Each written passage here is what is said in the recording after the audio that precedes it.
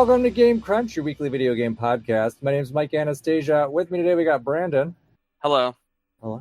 And we're here to talk about games and things. Games and things. All right, so we're off. We're back from our 2-week hiatus. So we got some things to talk about. Just kind of what we've been up to for the last 2 weeks. All right. Well, you ready to get into it? Yes. Okay. Well, we both probably have final-ish thoughts on Donkey Kong Bananza. Did you just want to start there? Yeah. Okay. Yeah, let's talk about Donkey Kong Bonanza. You finished it. I'm in the post game. That's where I am as well.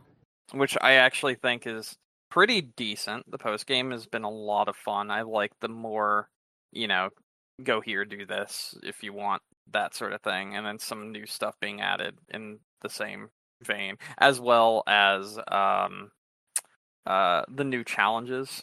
I like that. I like that quite a bit. I want to talk about the ending without massively spoiling it. See, yeah, there's definitely some pretty cool spoilers there. Yeah, I'm going to come from a direction of what I've talked about before already, which is the performance. Mm-hmm. You have to have noticed how bad the performance was at the end of this game. It was atrocious. Are you talking about, because the part that you had talked about... So, I'm going to mention two parts, and one I'm going to omit who you're fighting. Okay. So, the final Void boss fight, and then the secret boss fight.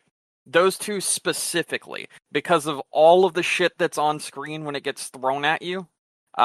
Specifically, like the rotten banana shit that comes from the ground. That shit dropped my frames from 60 to down below 30. It was impressively bad. And I've looked up actual technical stuff that people have checked for it, and it does drop to 25, 24 FPS in the middle of the final boss fights, be it the secret boss fight or the final boss fight. It's just ridiculous. It's unplayably bad. Okay, it's not unplayably bad. That's a bit dramatic, but it definitely is more noticeable. I would say I really didn't notice it as much during the final boss fight. I definitely noticed it more in the Void boss fight. Did you let them get out those egg things that they dropped on the ground that then made a fucking wave of the big hands that were made out of the fucking rot that would attack you? Did you ever let that happen? A couple times, but not that often. Usually, so as that stuff piles up, your Switch 2 starts being like, "Oh God, kill me!" because it gets so much slowdown if you're not fast enough to stop it from piling it up. And the first time I fought that boss fight, I was not on it. I actually played the final boss fight 3 different times, mostly because of the fact that I failed twice. Because I let the stuff pile up too much, and it just literally was tanking my performance to the point where it was impossible to beat the boss. I'm not even kidding. It was so much slowdown that it would just go to a crawl when the giant I definitely did not have that experience. Yeah, it was really bad. That's why I knew exactly what Nick was. But... Oh no, it was fucking awful. Nick's description of the final boss was perfect. I did not fight the final boss. I fought the frame rate. Literally. That was how I felt playing the game. And then I had to essentially make it so I could pre-plan everything. So that I could get rid of those balls that they shoot up in the air and then come back down that then start doing the wave of rot on the ground. Because if you didn't get out the elephant and start sucking all of that up and also then throw the ball at the giant hands that get formed, then it would just drag your Switch 2 down to a crawl. Unplayably bad. And I didn't realize that the first 2 times, so I was like, how the fuck am I supposed to do this? Because literally, I only have so much time before my Switch 2 wants to fucking kill itself, and then I can't even play the boss battle anymore. And it really fucking sucked. Really sucked. So extra follow-up question on that. Yes. Were you playing in handheld or on TV? TV. Okay, so I played on handheld. So I do know, at least from the... There's VRR included in handheld, so it may smooth it out more. But on TV, that shit was bad, like Yeah, bad. Digital Foundry, I know, at least when I saw, they're kind of like right up above it, when the game came out. Mm-hmm. They did mention specifically that the performance is like definitely more manageable in handheld than it is on TV. Yes, So that might be why I didn't notice as much. Mm-hmm. I also too, and I was incredibly sleep deprived, so it's possible that I could have just been like, my usual, just not necessarily noticing about. Definitely, what you're describing in terms of like the frame rate was not my experience. Like I noticed some stuttering, like that was enough that for me to notice stuttering, but not to the point where it was like chugging. That was not my experience with it at all in that regard. I'm almost curious if you should go back to the final boss battle and look at it in handheld mode and see if you notice a difference with it. I'm kind of curious if it is better in that regard. Like I said, you'll still see some frame rate issues. Like it's not going to fix the issue, but I wonder if that the stuff that you saw is more manageable there with that. So I'm just kind of curious. But I definitely saw your and Nick's comments, and I was looking for like something pretty significant. And like I said, I saw stuttering, but I was not like, I'm like, this is not me fighting with the frame rate. It's it's obvious and it's annoying, but it's not really stopping me from doing what I need to do. Okay, so I can like give you like an example, right? From a Yeah. video. I can give you like an example from a video, and this is someone that actually was able to manage it. So I'm gonna have you go to. Let me see if I get the exact one.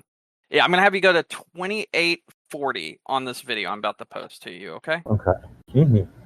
So on this video, go to 2840, and when the third golden ball hits, like watch from there. Okay. And then when the guy like drops down and he starts making the golden ball by hitting the thing back, you'll see.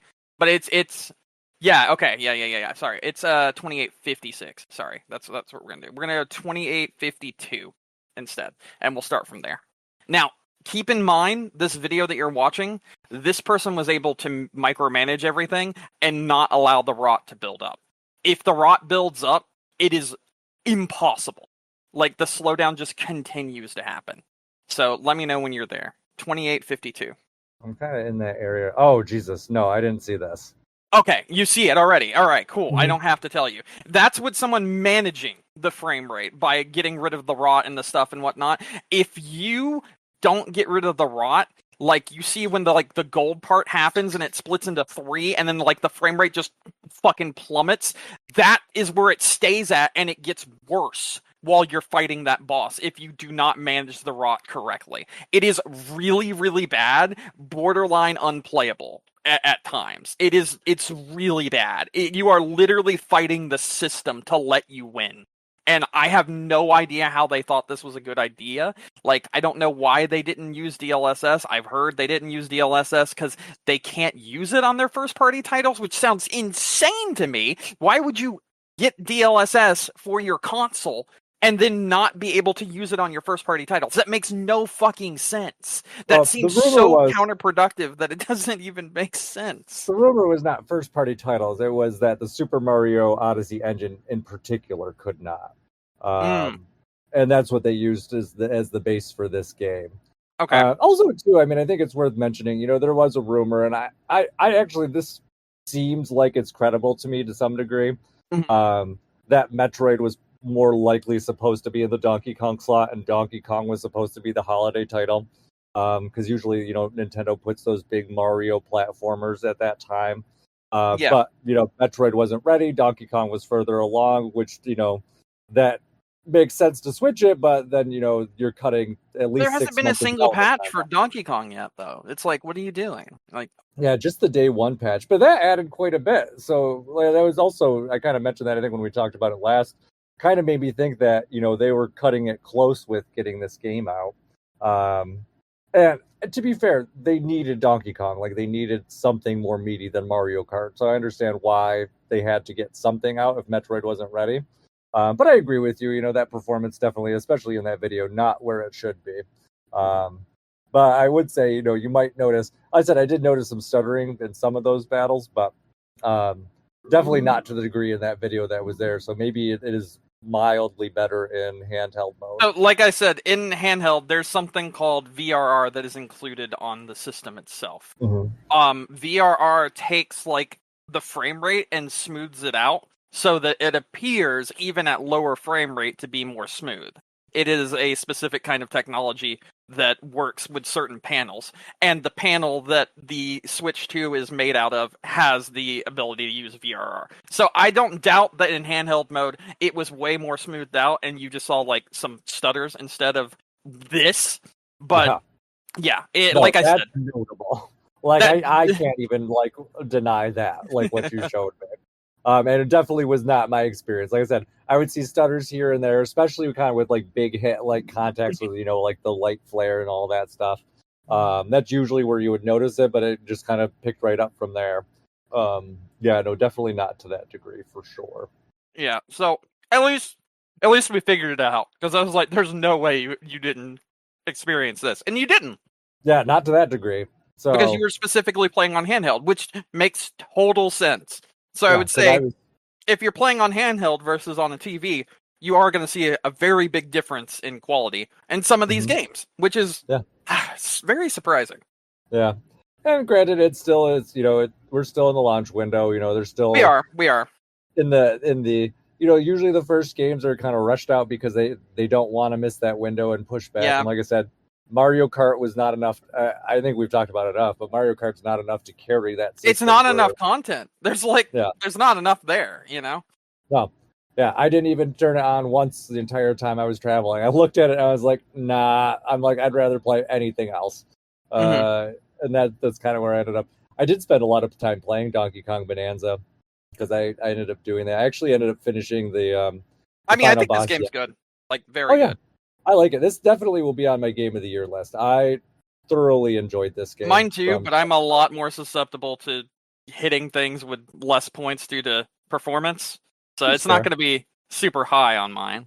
I don't know where it is ranked yet. I've not even thought that far ahead. Usually I don't do that until around that time and just kind of recollect how I feel. But yeah, I definitely really enjoyed kind of what they did with this. The ending, without spoiling anything, really touched my heart. I really enjoyed it. It was nice to kind of see things that I did not think Nintendo was willing to do with Donkey Kong. So I think that was a nice surprise. I wish we got time to spend more. I wish we had the ability to. I wish the ending area, right, and dancing around it as much as possible, was a explorable place. I agree. You understand what I'm saying? I was kind of hoping that would be in the post content, and from what I read, it is not more so than what we had already experienced. Which that's disappointing.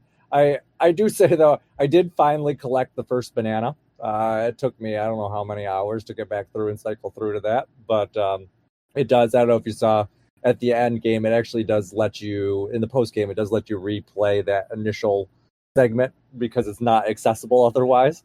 Okay. They're like, oh, do you want to go through and kind of relive your past memories about how we got here? And I'm like, sure. And then it kind of just restarted, and I was like, oh, okay, there you go. So I finally got that after, like I said, 20 hours or whatever. But there was a lot of really creative stuff in this game that I really appreciated, and there's still a lot of hidden stuff that I know I need to go through and see. I think my banana count at the last save I had was somewhere in the upper 300s. It was past 350, I remember, but I don't remember the exact number. I'm at 450. That's where I ended, basically. Yeah. I actually ended around 430, but I went and got more so that I could continue the post game. Because the post game is quite good. I actually think the post game is pretty good. Yeah, I'm pretty excited. I did the first post game challenge kind of area. I've done the first 3. Okay. Yeah. So I'm like, what is this going to be? And then I was like, oh, okay, I get this now. That's a lot of fun. But then I'm like, oh, now I got to do the other 4. So I'm like, okay, we'll get through and get there. So I'm curious to see kind of how that all plays out. But I said generally it goes up by 50 each time. So you need you need more. A lot more. Yeah. And I'm just putting off going and finishing the post game now because I got to go back to the levels I didn't like and collect bananas from there. So yeah, Yeah, I know what you mean there. I went back to the race level yesterday and I did one race and I'm like, oh, not mentally ready for this right now. I'm like, well, we'll save here and come back. The race level is so short that like Mhm. I just blasted through that one. I didn't really care. Yeah, I'm just exhausted. I'm just like, I don't have mental time for this right now. Um, so yeah, so that all, like I said, I did really enjoy that. I still love the music in this game, like top to bottom, and I do especially think some the of the, music's fantastic. yeah, some of the final area remixes were like chef's kiss. Like I was very Did happy you with that. find the so in like the final area that you can actually like openly explore? Did you find the like special fossil, like the big fossil for that area? No, I did not. Can I want to tell you this because it's so awesome. Okay. So I found it, and it's a sprite of the original Donkey Kong from the arcade game. Oh, that's awesome. Right? Yeah. Honestly, the fossils through this whole game have all been throwbacks to a lot. At least most of them have been throwbacks to a lot of the old Donkey Kong games that I appreciated. Mm-hmm. Uh, one of the levels that had the pigs that were like the checkpoint from the Donkey Kong Returns games. I remember that one. I'm trying to think of some other ones that I remember were pretty notable, but they were like things that you would recognize from the past Donkey Kong games. And I was like, that's pretty cool. They definitely put a lot of love into this game from a series standpoint that I don't feel like Donkey Kong has gotten ever. So that was kind of nice. I mean, really, it has references to every Donkey Kong game from the original arcade all the way up through, at least as far as I can tell, um, all the way up through Donkey Kong Returns and like Tropical Freeze and all that. So that was pretty cool. I do really enjoy all of that stuff too. But that final surprise, I'm glad I did not have it fully spoiled for me because that was just kind of so enjoyable to see it play out. So I was very happy with that. Anything else to talk about with Donkey Kong? No, I don't think so. I've gotten my little rant out of the way, and I've gotten you to see why my rant existed in the first place. I'm feeling pretty good about that, because when you didn't really reply to me and you didn't have the same response when I initially told you, I was like, oh no. He's just I gonna did. be I like, wasn't oh, I there yet. didn't I see it. didn't get to the final boss until like Mhm. yesterday.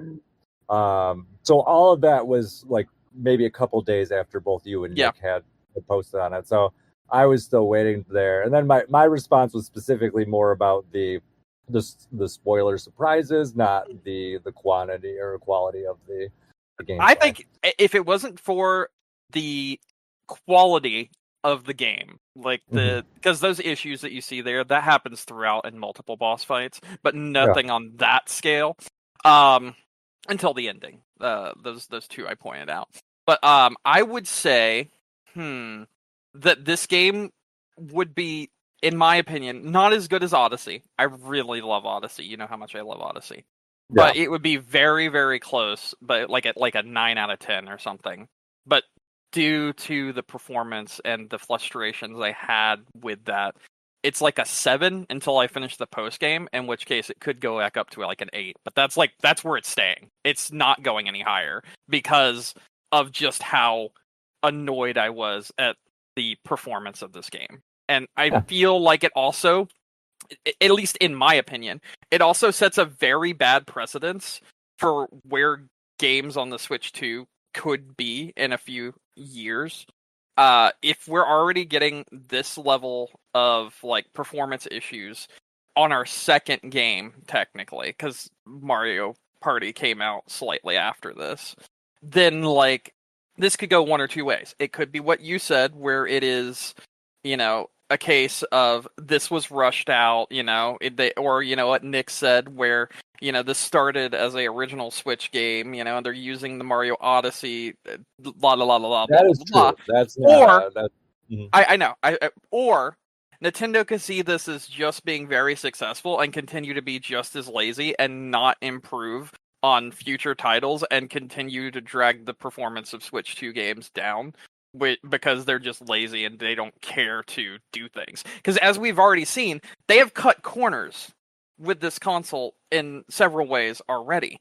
And it's not a good precedent to set, and it really does show, like, hey, there's some issues here. But if they just get showered with praise, they're not going to care about said issues. They're just going to, continue doing what they're doing and thinking it's totally fine. And that's a problem. That's a really big problem, because you can get too full of yourself, or you can just have people that are, uh giving you so much positive reinforcement because they're afraid to go against the grain and be like, hey, you need to fix some things. Too many yes men, for example, that sort of deal.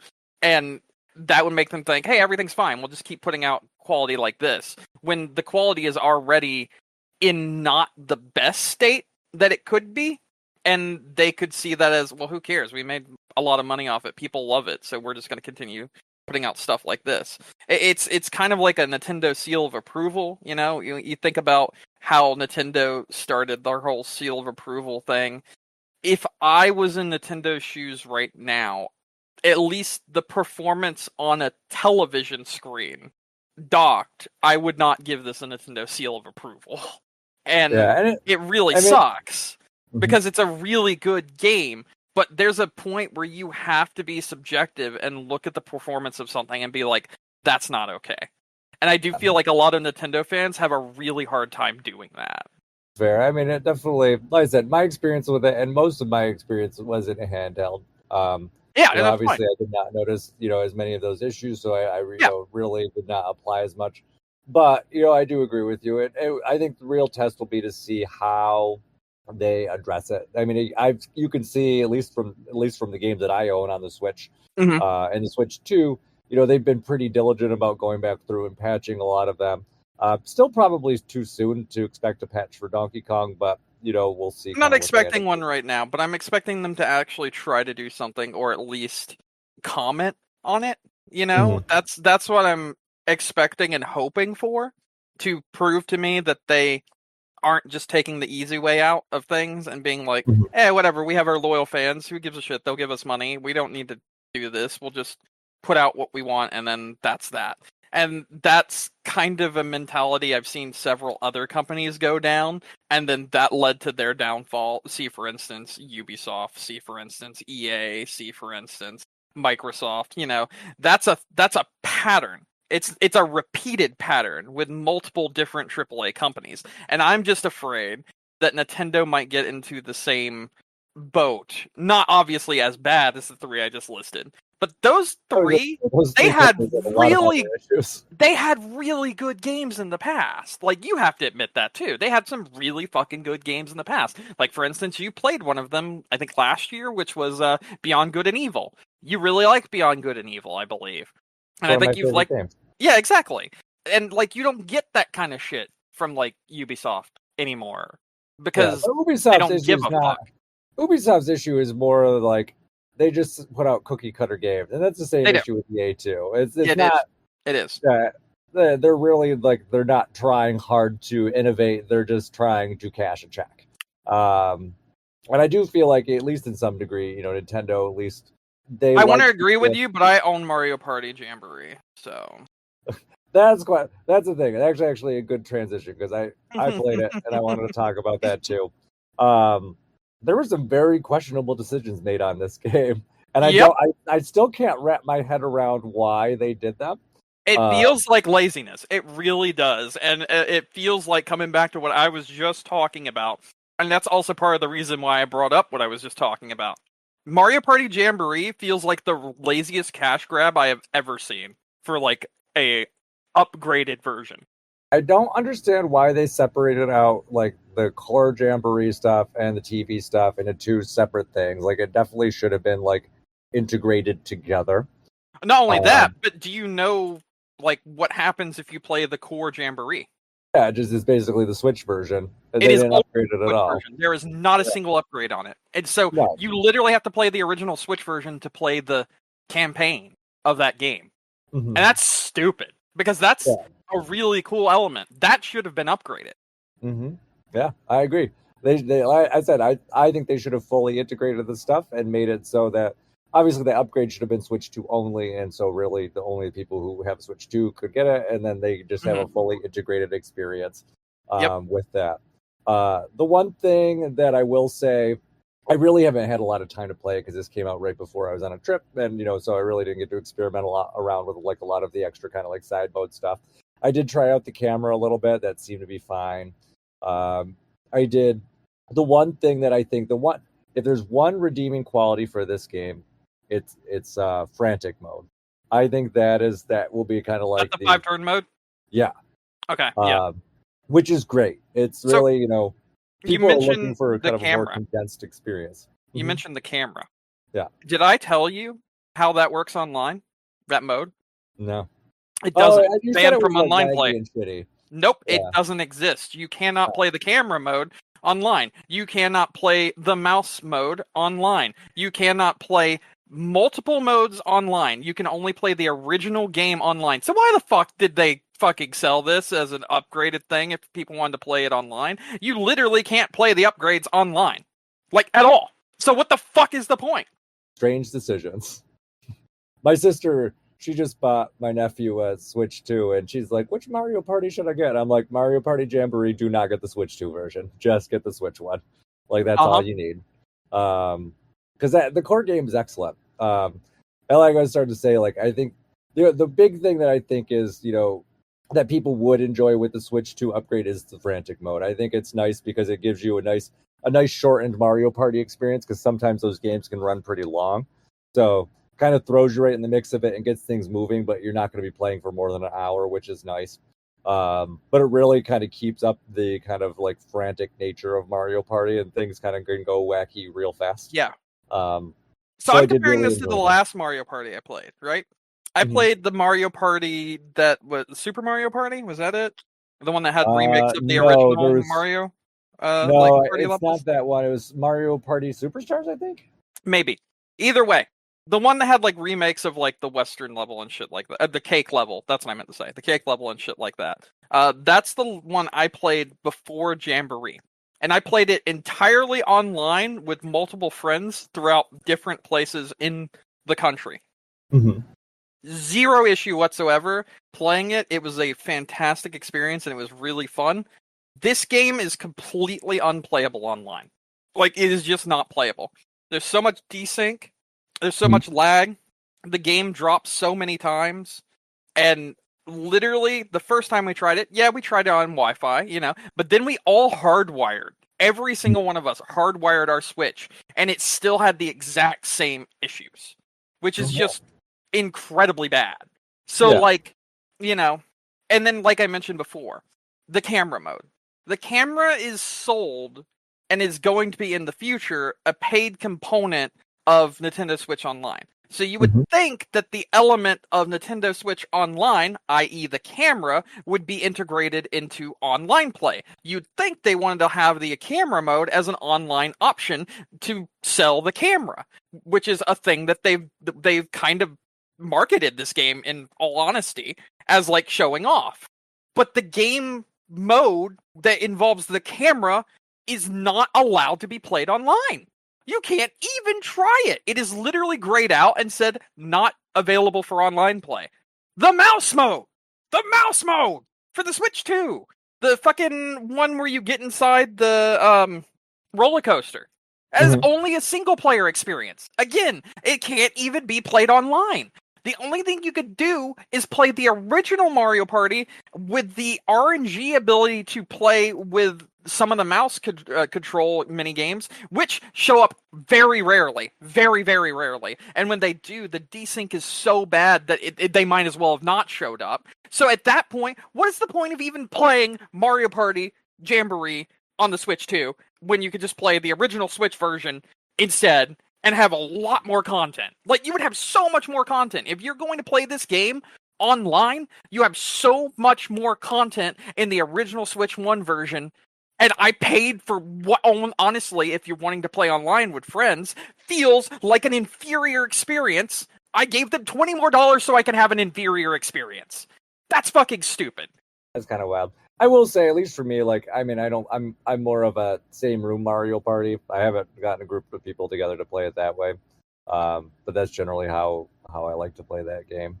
So I'm not sure how much that experience kind of changes in that regard. I would assume it's better than yours online. It's probably at least playable. Yeah, I think so. And probably seeing as though I'm not allowed to play multiple modes online because Nintendo said so for some reason. Even though they kind of marketed games are pretty cool. I got to play like 4 of them, and the desync was so bad that I wish I didn't get to play 4 of them. I'm trying to think. I did one that was kind of like one I had to like spray paint bombs. I remember that. That was kind of fun. I don't remember. Most of the mouse games that I played were like 2v2. And that's probably also a reason why they didn't cycle as much, because 2v2 games are not that common. I don't know where else they the ones I remember playing were the one where you scoop the like bombs into like different areas using like a bulldozer or something. I don't remember exactly what it was, but that was one. Familiar. That was one mouse mini game that I played. Again, the desync was so atrocious; it was barely playable. It was a mess. But it seemed like it would have been fun if it fucking worked. My guess is they really were looking for more of the living room experience, and online was just a thought. I feel like this is never going to be updated, and as such, it's kind of not only mine, but multiple other people that ended up buying this to have that online experience. It has soured their taste in wanting to play Mario Party. So, sure. Yeah, if you bought it for online and it's not doing what it should be doing, that's ridiculous. I agree with you 100% there. Yeah, and eventually I'll play this, with a group of people. I'll have an update at that time, but like I said, at least if you're looking for a living room experience, I think frantic mode's probably a thing. Whether or not the other features are valuable to you, mileage may vary, but obviously don't buy it if you're looking to play online. And otherwise, for general people looking for a Mario Party game, I just recommend the base game. I wouldn't even bother with the upgrade. Yeah, I also recommend the base game. In fact, I recommend the base game if you want to play solo or with friends. But I also recommend the base game. Like, just the best thing you could do is like buy it used, and then completely ignore Plus Jamboree, even if you have a Switch 2. Yeah. Just completely ignore Jamboree. Plus Switch 2. I think that's what it's called. I don't know. Fucking just ignore the Switch 2 edition. Yeah. But the normal game is really good. Like, there's no hub world. There's no hub world. Mario Party Jamboree is one of my favorite Mario Party games. It's really good. I've played it like solo, obviously, because, like I said, online didn't work. But yeah, I think it's a very good game, and it's got some really interesting ideas that get completely neutered if you give them $20 more, which is just fucking weird to me. Like, here, have a worse experience for your money. Thanks. Yeah, I just the decisions that went into this upgrade. It's that laziness. It's that laziness. It's that complacency. I'm really concerned for Nintendo this generation. I do think they're going to be very lazy and they're going to be very complacent and put out a lot more shit like this. Maybe not necessarily because of the fandom or anything, but maybe because of the new new-ish why can't I think of the name? What the word I'm trying to say? I don't know. Like higher ups, like people that are running Nintendo. Oh, the new executives and things. Yeah. Like, I'm thinking that they're going to try to maximize profit, and they're going to drag Nintendo's name down with this generation. And I really hope I'm wrong. Yeah, definitely too early to say for sure.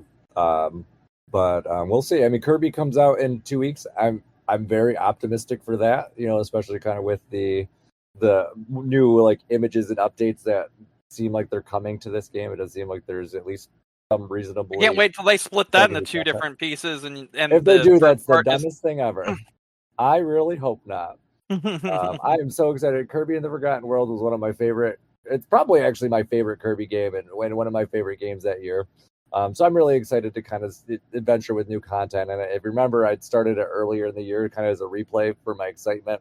And then as soon as the Switch kind of announcement was like, "Hey, this is coming," I'd stopped it, and I was like, "I'm stopping until this comes out." So I plan to go back through in 2 weeks when that comes out and kind of restart that and play through that, because I'm very excited for that.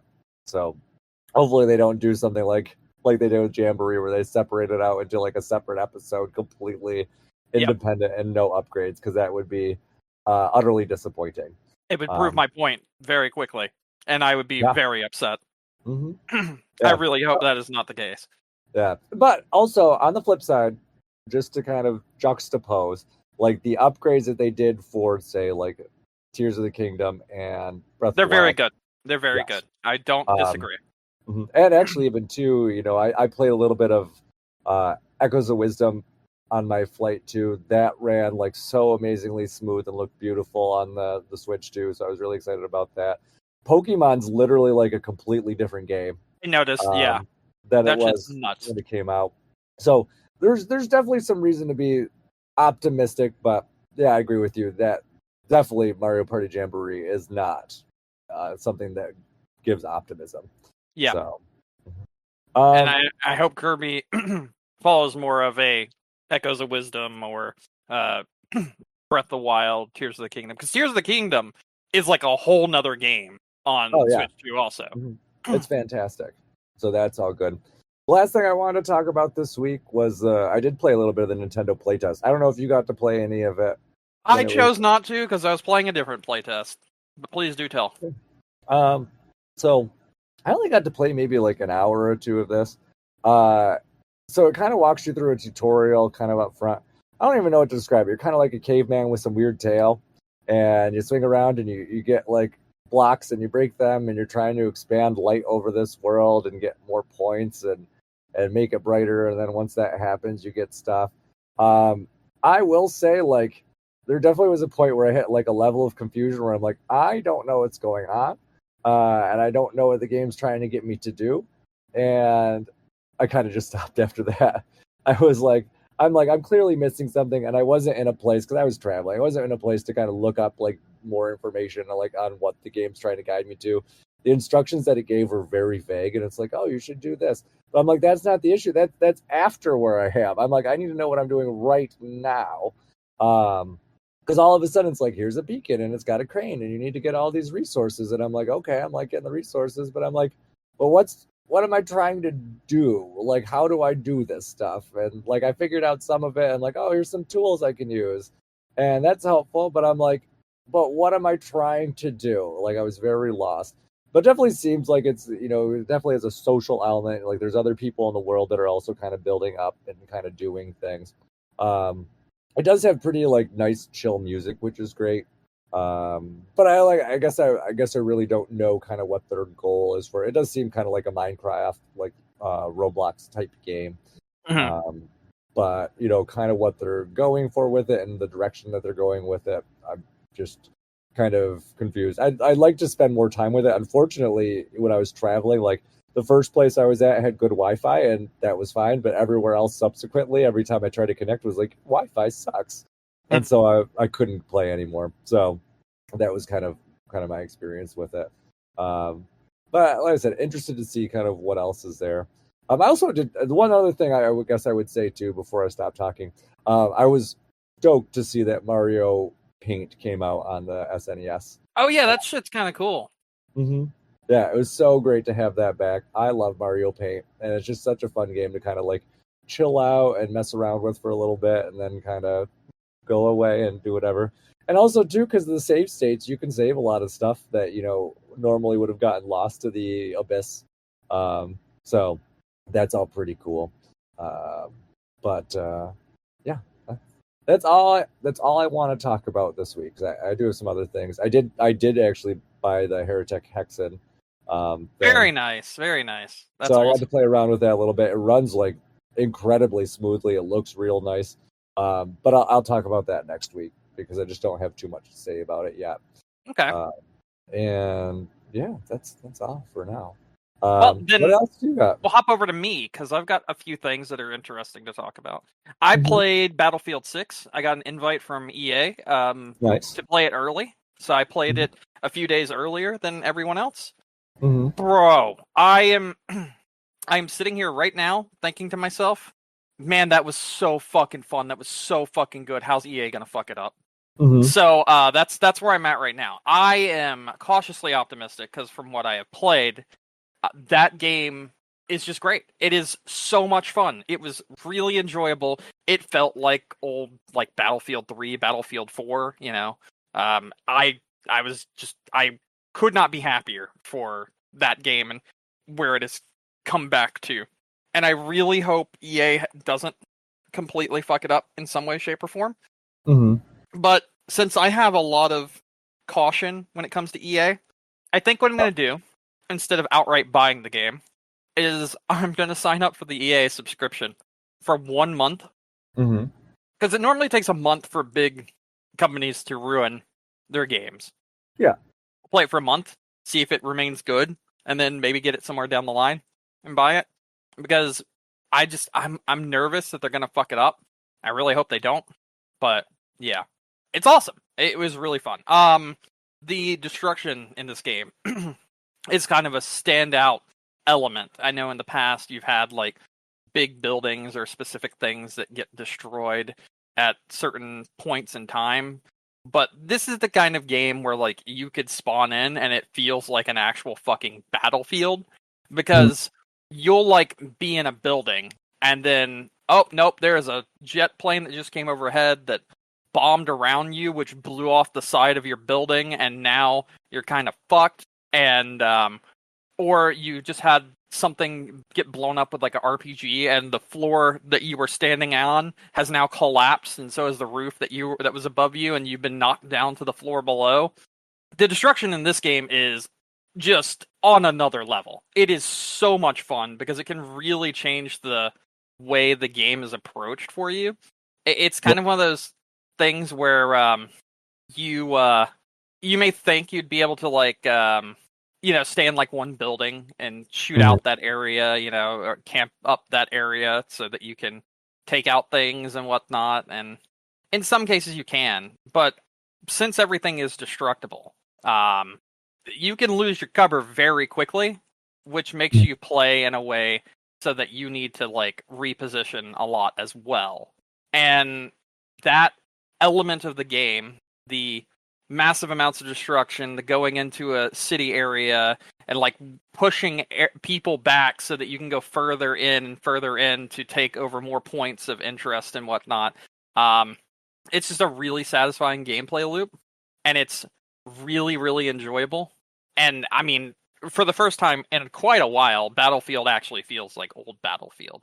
And I'm very excited to see what comes of this game in the future. There is another beta test that takes place on the 14th until next week. And I'll be playing that one as well. They're adding multiple new maps into it with the next run of beta test. So just in general, I'm excited for this game. It was on my radar already from some of the videos I'd seen, like the trailers and the test play of people that had to fly out to an event to play it and stream it and whatnot. But now actually getting it to play it myself, first of all, it runs great. So that's also a very big plus. Like the game looks incredible and runs really, really well for what it looks like. And then the general gameplay loop is just a blast. So I'm really excited for it. That's great. Hopefully it holds up. I really hope so as well. Like I said, very cautious because it is EA. I'm looking at them like, how are you gonna fuck this up? Yeah, who knows? It could be anything. Yeah, they've impressively fucked up things in the past, so Oh yes, they have. Yes, they have. Just like Call of Duty. Call of Duty has also impressively fucked up things. If you buy a modern Call of Duty, you've got 1 month before that game becomes a shit show. That's pretty much a guarantee. I will stand by that too. I think modern Call of Duty isn't bad. I think the direction that the developers take that game in is bad.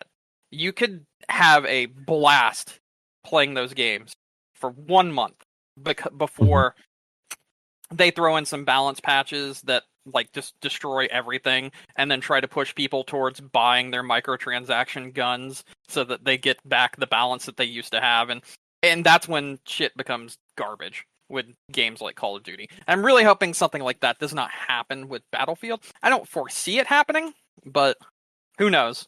We are in modern AAA gaming age, so. Yeah, exactly. You never know. What else you got? I got one more thing. Mm-hmm. And this is perhaps the most interesting. And this is actually not only me explaining what this is, but inviting you to it as well, Mike. Mm-hmm. It is called Music League. Okay. It's a browser-based game where essentially the players come up with the topics for each round. Mm-hmm. And I'll give you an example. Round 1 of our league was most hated song. And Okay. the thing was post a song you hate.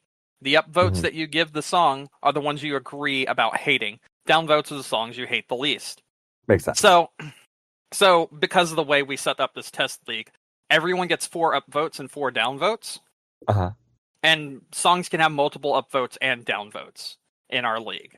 And essentially how it works is everyone will submit a song.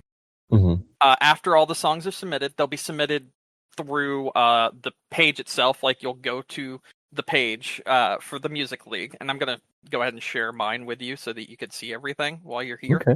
Okay. Essentially, when you click to submit a song, it will then ask you to like type in the song. If you start typing in the song and that song is on Spotify and you've already like logged in with your account that has Spotify tied to it, then it will pull from Spotify the song you were looking for and allow you to select that song as your song of choice. It will then submit it. After everyone has submitted it, it will create a Spotify playlist of every song that was submitted. Then will come the listening round and the voting round. When that happens, everyone will be able to listen to all the songs that were submitted from every player in the game. And then, once that is done, everyone gets to vote on whatever the topic is. So, for instance, I gave you the example of most hated song. Everyone votes on what song they hated the most out of all the ones that were there. And then the points are tallied up, and then you go on to the next round. At the end of the league, whenever that is, whoever has the most points out of all of these rounds is the winner. But more than that, it's mostly just a way of sharing music with people and seeing different music and that sort of thing, because you're gonna need to listen if you want to vote on something. And I really like the idea of a whole bunch of different people with different musical tastes sharing different music that then people can vote on and tell their thoughts on and whatnot. Because when you do a vote, you also are given the option to write down, for instance, a little snippet of what you thought of the song or your thoughts on the song in general. So if you go over to round 2, it was most loved song. And then people got to choose the song that they like. They got to pick their song that they loved the most. And then other people would tell them, hey, I like this song, or hey, I don't like this song. And then all the votes would be tallied up. And again, it's just a song that you choose that, fits the criteria for you. And then you move on. It's more of a way for people to see new music and experience new music. And it's really fun. It's really enjoyable. So far for our rounds, we've done most hated song, most loved song, song with the most quotable lyrics, and then 4th round, which was named Radio COVID, which was a song that you like that released between 2020 and 2023. And we've got different categories coming up. Currently, we are on favorite female vocalist, where people can present their favorite female vocalist and vote on it. Next is Be Disturbed, which is post a song that has disturbing lyrics. Then we have Guilty Pleasure, post a Guilty Pleasure song. Then we're moving on to 1980s songs, so select a song from the 80s. Recent Obsession, select a song that you've heard in 2025 that is from 2025 that you enjoy.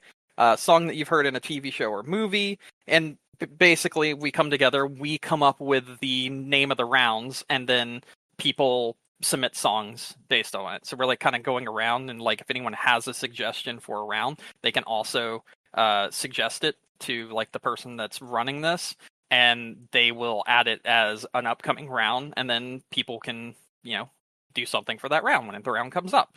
And it's been really fun so far. It's been a lot of fun. I've heard some songs I never heard before. I've heard some bands I've never heard before, and just in general, it's been a really enjoyable experience. Some of us actually get together and on Discord listen to all the songs together and comment on them. And some of us listen outside of Discord at their own time. It just depends on what you want to do. And yeah, it's been really fun. No, it does sound like a lot of fun. It's been the most interesting kind of game I've played in a while, and it doesn't really take a lot to, be a part of it.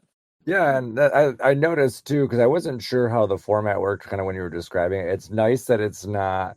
I kind of imagine you were sitting there, kind of doing it more like a kind of trivia thing, kind of playing it live. It's nice that it's kind of like these things take place over days, so people have a chance to kind of check in and see what's going on, and post their stuff, and then kind of move We on with do that. It doesn't currently hit your have it frequency. set to speedy mode, where if Hmm. everyone has submitted their song and voted, it will move on to the next round. So you don't have to wait over days, but there is still, if everyone agrees, if everyone does their listen and their vote and moves on to the next agrees to move on to the next round, then we just move on to the next round. So that's like right now we're waiting for one single person. And Yeah, once they vote, then we'll move on to the next round. That's kind of how it works. yeah, But that's yeah, pretty awesome. it's really fun. And like I said, if you want to join, you're more than welcome. You can have up to like 100 fucking people in a league. We only have like 7 right now, so it's more manageable. So you won't be listening to a whole lot, but Yeah. you'll get Oh, to geez, experience 100 some would new be music. insane. Yeah, no, that is pretty cool. I probably will join. I'm not gonna do it today just because I gotta settle back into real life for a little bit. Yeah, I understand. Um, but yeah, that does look like a lot of fun. Like I said, it's nice because I would imagine it's probably pretty easy to just kind of like hop on your phone and add stuff in and kind of do Hmm. stuff like that, which is nice. Yeah, I'll definitely give it a look over the next couple of days. This looks like I said, it looks like it's a lot of fun. So, and just kind of looking through results and stuff. Like there was one I'm like I would have been a tiebreaker on this because I would have which one? I think it was quotable lyrics. I totally would have voted for September and that would have pushed it to first. Yep. Because A I lot of love people that song. voted for September. Uh, Hmm. Before that, a lot of people voted for "Break Stuff" by Limp Bizkit, which I love that song. I'm a Hmm. big new metal head, that kind of thing. But also, I like all sorts of different music. So, like, I also voted for September. You know. Yeah. So yeah, I mean, like for instance, that's a good one you mentioned. Most quotable lyrics, and I think there's a big spread of different songs here. So like the 2 winners of this one, because it was a tie, was "Break Stuff" by Limp Bizkit. Hmm. That's the one about breaking a chainsaw, a motherfucking chainsaw. It's a very well known song. It's very silly. Um, then "September" by Earth, Wind and Fire was on the opposite end. Then second place was "The Final Countdown."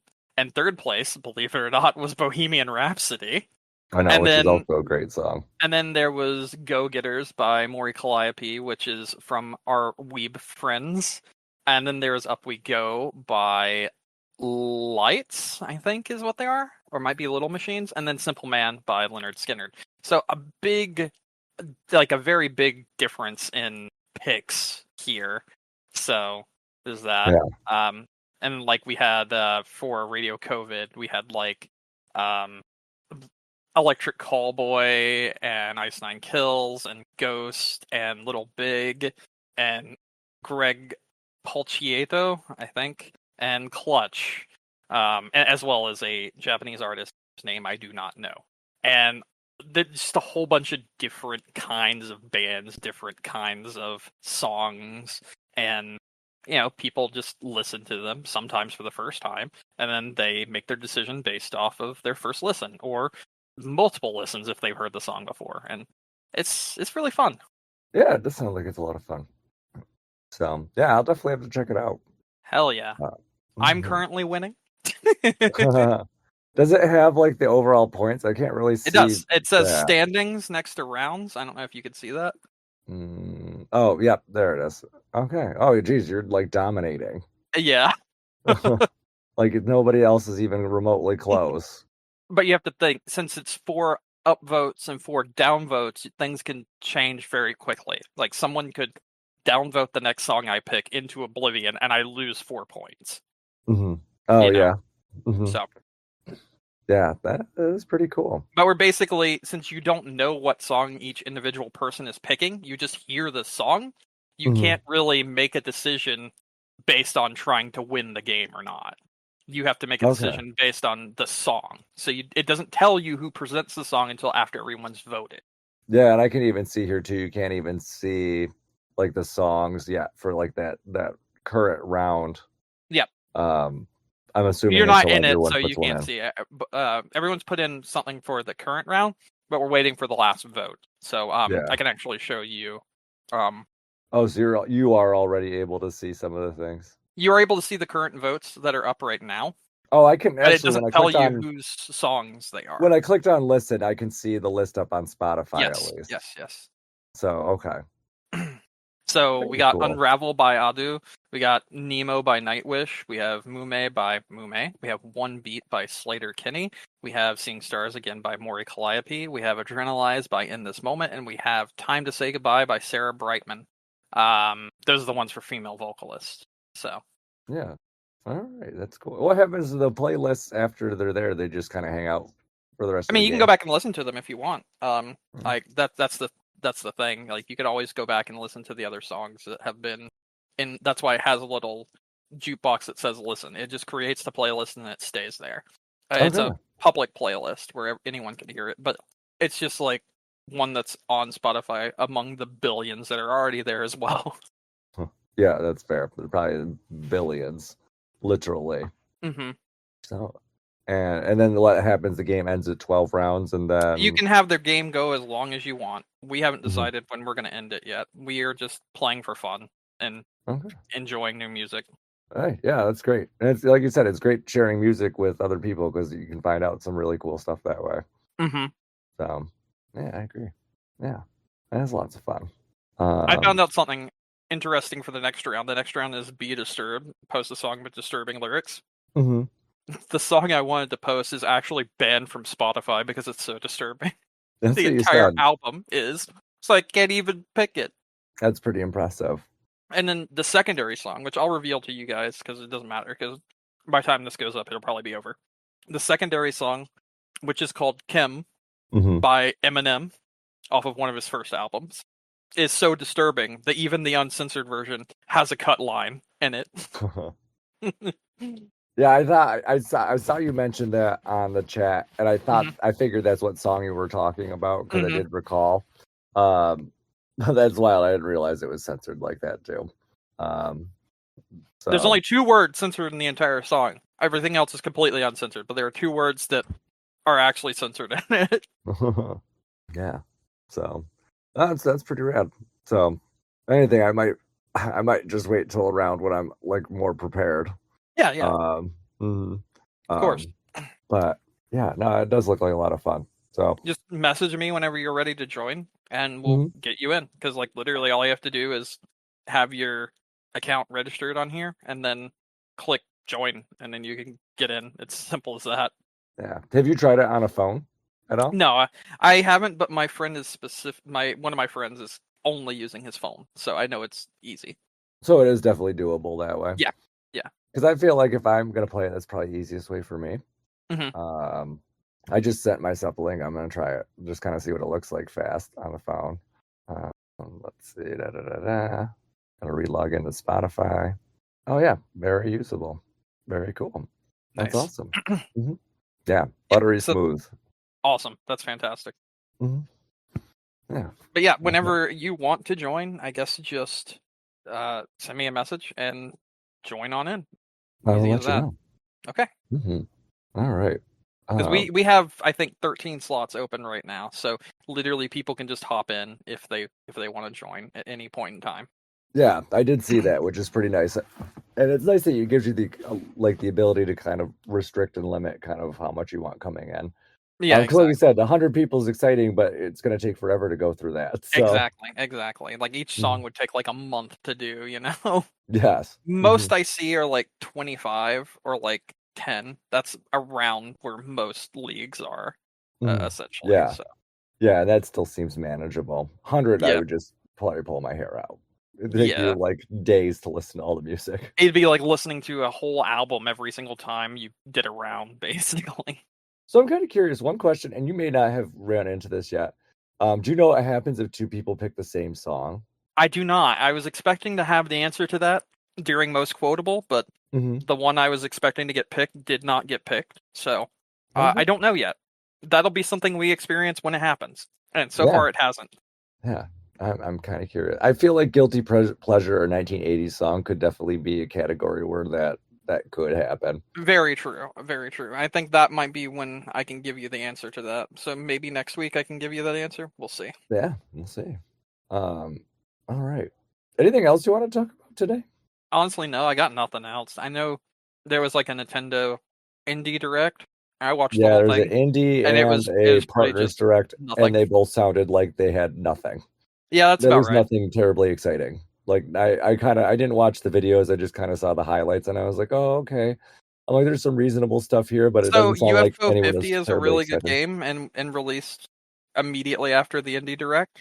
So I Mhm. would say if you're interested in indie games, UFO 50 is probably one to look into. It is now on Mhm. Switch. So Okay. it is a game that is. Do you remember the old game, or do you know of the old game Action 52, which was a cart that had like 52 like mini games on it, but it was like very well, like very, very, very poorly made, like very No. poorly made. It basically didn't work at all, and it was very bad and very expensive. Mhm. Well, this is a game where the overarching plot is there were 50 mini games made on a cartridge, and these are those 50 games. But there's a plot that goes along in between each individual game. And I don't know how it works because I haven't played it yet, but I've heard nothing but praise for this game. Like the actual individual games are good, and then supposedly the thing that ties them all together is also really cool. So Okay. That's awesome. Yeah. I try to think if there's anything else that I remember seeing from there. There was I think a horror game that people were getting kind of excited oh, about. Chronos, right? Mhm. That one. Yeah, I think that's it. That sounds right. So Chronos is the next game from Bloober Team, who just remade Silent Hill 2, Mhm. and it looks really good. That's the main thing. That was my main takeaway from that as well. Okay. But other than that, I don't remember anything else Let me skim kind of through it getting real into quick. that. Let me just check Okay. because I don't remember anything either, but I could be wrong. All right, let me look at this partner showcase. Monster Hunter Stories 3 was shown off. Oh, you know what? Sorry. A brand new Katamari game was announced for Switch, called Once Upon a Katamari. Brand new, not a remake of any of them, a brand new Katamari game. So that was pretty cool. Yeah, I'm Dragon sure Ball you're Z excited for that. Sparking Zero, which is a fighting game, was shown off. A remastered version of Plants vs. Zombies. Very cool. There's the Pac-Man World games, Final Fantasy Tactics, Persona 3 Reload. That's right, that was shown off. Highly recommend Persona 3 Reload. We got some new video footage of Hyrule Warriors Age of Imprisonment. There was a new game that came out that very day called Chillin' by the Campfire, which is a game that uses your Switch 2 camera at a campfire. I don't Mhm. really know. Okay. They announced Apex Legends for Switch 2, showed off Star Wars Outlaws, Chronos, The New Dawn, which is the game from the Blooper Team. Then they announced Yakuza Kiwami 2 and Yakuza Kiwami for Switch 2, so that's kind of cool. And then, oh wait, there's a new HD 2D game called The Adventures of Elliot, which actually has a demo out on Switch 2 right now. That is like one of those will transfer to the full version of the game, but isn't because it's probably a test right now to see how people like respond to the game. But it's like a action RPG, like with real time battles instead of turn based. So something similar to like Legend of Zelda, like A Link to the Past, but HD 2D and in a new like uh, a new IP. Looks cool. I haven't played it. I Yeah. have it installed though. It looks very fun. Hmm. Yeah, they call it the debut demo. That's pretty Uh, awesome. Available after this presentation. Post play survey coming at a later date. So, yeah. Okay. So that's a game that you might actually want to check out. It's kind of cool. Yeah. And then I'm gonna look through the indie showcase very quickly. Oh, they had Mina the Hollower, which also has a limited time demo that came out a few days ago on Switch 2. Mina the Hmm. Hollower is the next game from the people that made Shovel Knight. It is again another like Legend of Zelda top down, but it's more akin to something like Oracle of Seasons and whatnot. Okay. Scrolling through. Content warning. That's a very popular game that was on PC is coming to Switch 2. That was announced. What content warning is a game where you go into like these spooky areas, but the purpose is to record your experience with this little camera that you take with you, as well as like bring back items that you find in like the big spooky areas, and then you upload to a fake YouTube your videos of going into like the haunted places and everything. It's a silly little game that you play with friends. It's very fun. Ball Pit was also announced for Switch and Switch 2. Ball Pit is a very good game that has a demo on Steam. If you can play it, I highly recommend looking into it. Ball Pit is a game that is a kind of like a roguelike, like Vampire Survivors, but think Vampire Survivors if it was Breakout. Okay.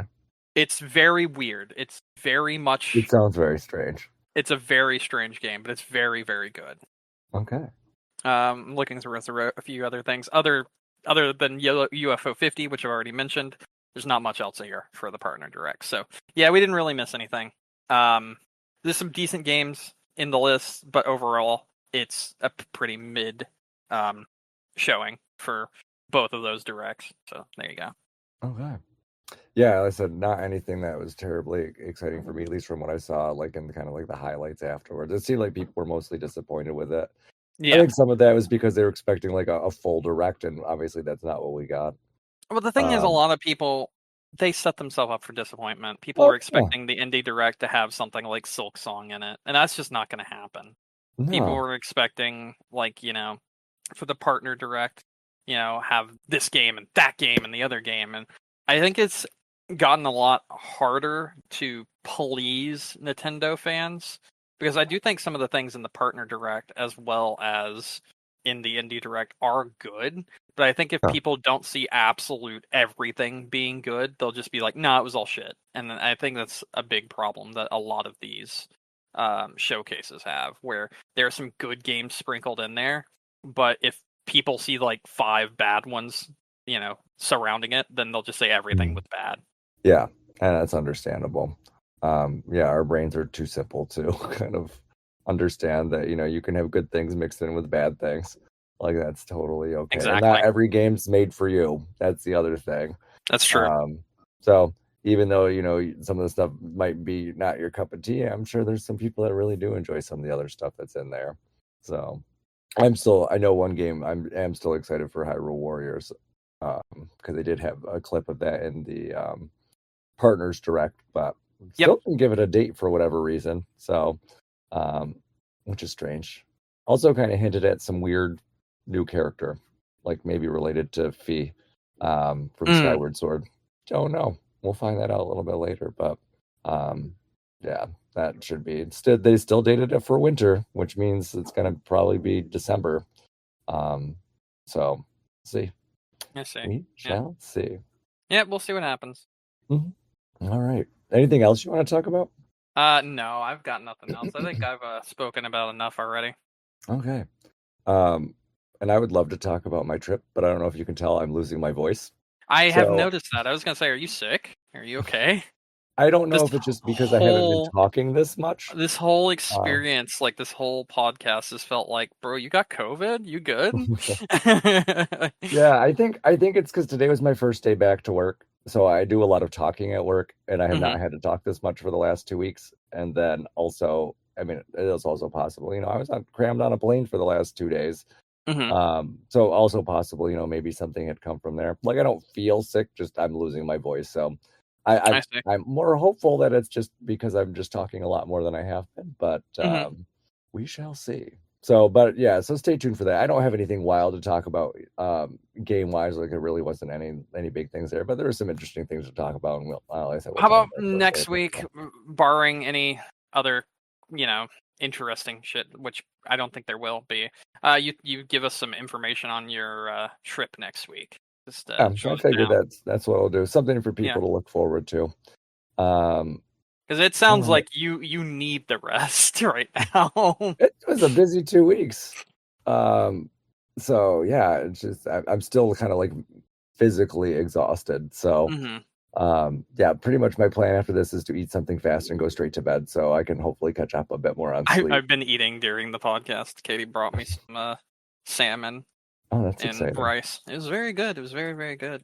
Mm-hmm. Yeah. So, otherwise, you ready to wrap up? Yeah, I'm good. Okay. Well, thank you for listening to us tonight, listeners. Don't forget you can find us on iTunes, Stitcher, Google, Amazon, YouTube, wherever you get your podcasts. All of our episodes are available on game-crunch.com. If you want to send us email, gamecrunchcast@gmail.com. Brandon, Yep. any final thoughts? I have nothing. Okay. And for myself, my name is Mike Anastasia. You can find me online. I'm Clash of Penguin there or on your favorite gaming console. And until next week, game on. Game on. In a land called Game Crunch where pixels gleam, magic realms and heroes in a dream. Every level new adventure calls. In this world, no one ever falls. Monsters lurking, treasures to find, puzzle pieces fitting in your mind. Quests to conquer, legends to write. Every turn a dazzling light. Game Crunch, game on, play all night. In this realm everything feels right. Joysticks acting, hearts on a flight. Game Crunch, game on under moonlight.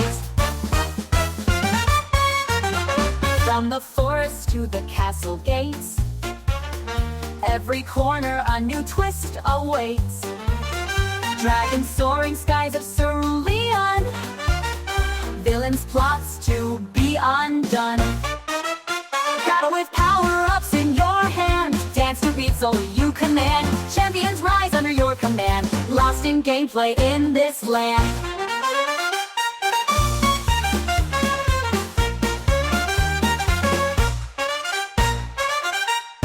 Friends together in this digital world, every move magic unfurled. Trophy stacking, every gold star, reaching far, no dreams too far. Game Crunch, game on, play all night. In this realm everything feels right. Joysticks acting, hearts on a flight. Game Crunch, game on under moonlight.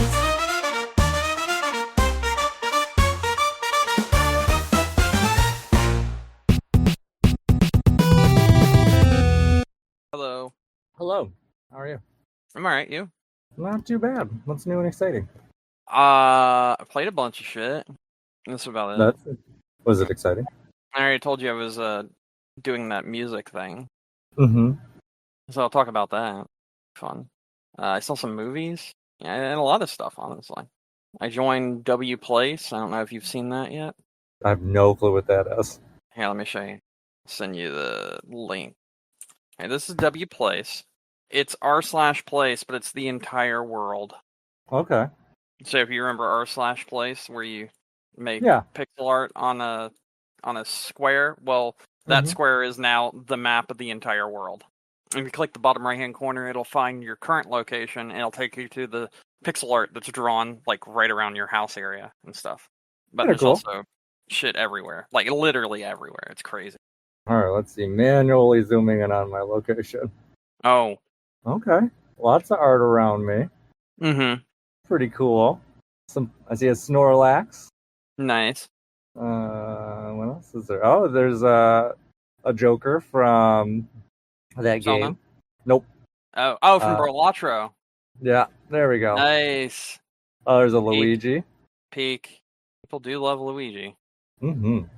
I've got like Ness and oh god, why can't I think of his name? The blonde-haired one from 3.